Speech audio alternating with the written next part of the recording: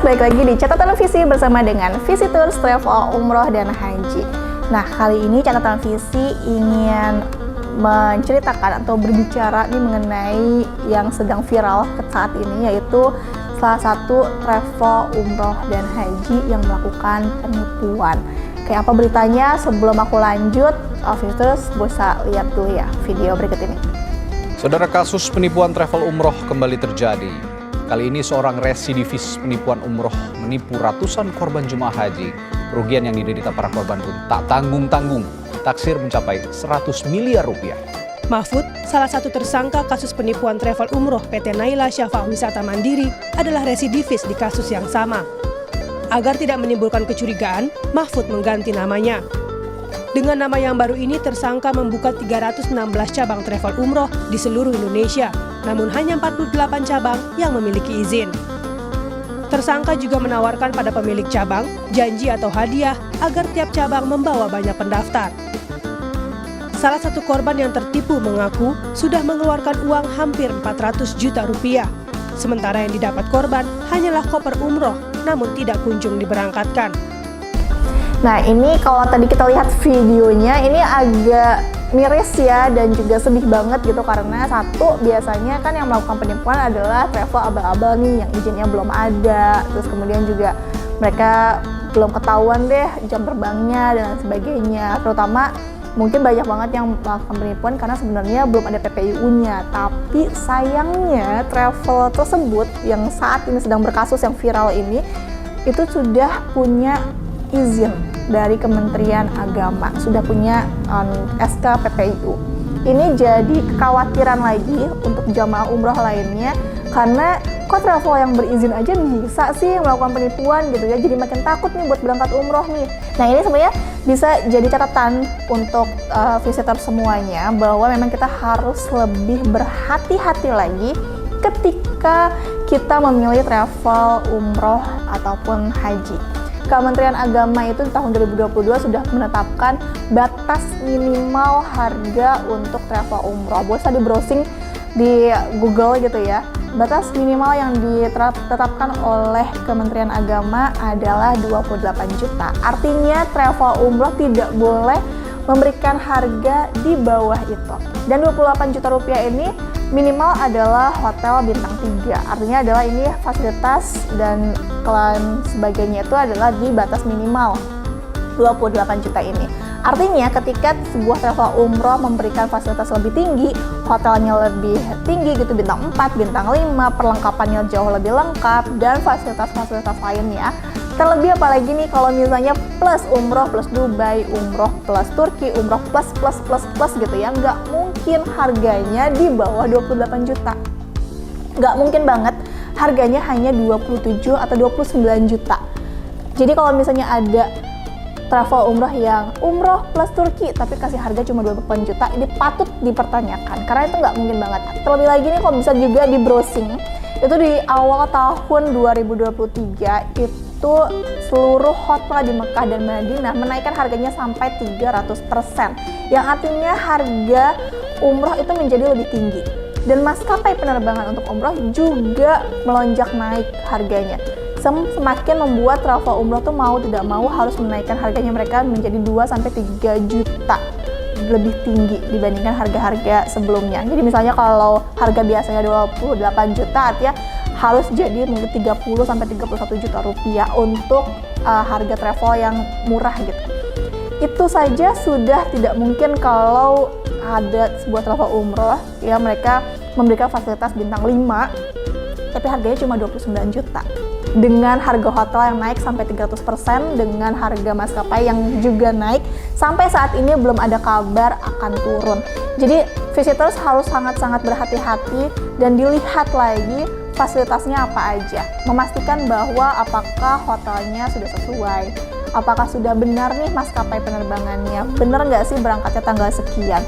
Dan boleh loh visa itu ditanyakan sebelum berangkat sudah aman atau belum.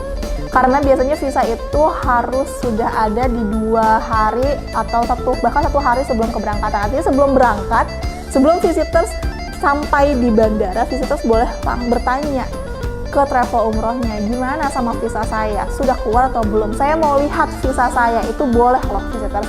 Jadi visitors boleh minta nih visanya sebelum visitors berangkat umroh, ada atau enggak. Catatan juga nih visitors, karena yang juga dilakukan oleh oknum travel ini, mereka menyalahgunakan barcode jamaah terdahulu untuk digunakan kembali di jamaah yang berangkat. Artinya jamaah yang berangkat ini barcode Sisco patuhnya tidak sesuai dengan data-datanya mereka.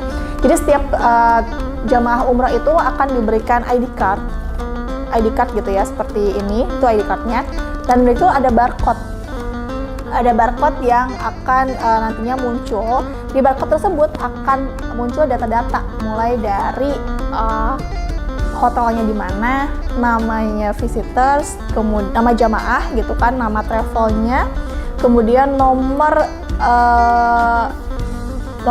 umrohnya, nomor ID umrohnya, kemudian hotel di Madinahnya apa, hotel di Mekahnya apa, dan juga vaksinnya visitor sudah lengkap atau belum, vaksin boosternya.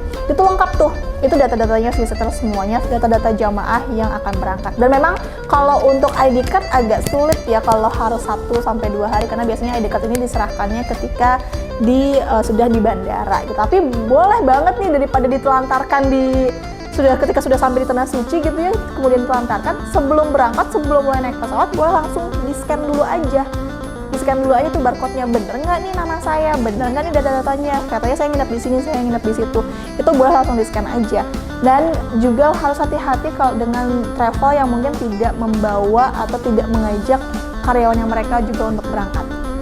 Ini perlu hati-hati. Biasanya travel-travel yang memang sudah aman gitu ya, dan nggak pernah punya catatan hitam, biasanya mereka sudah punya tour leader atau tour guide sendiri dari Jakarta yang akan ikut berangkat bersama jamaah. Artinya mereka mendampingi jamaah mulai dari Jakarta sampai ke Tanah Suci.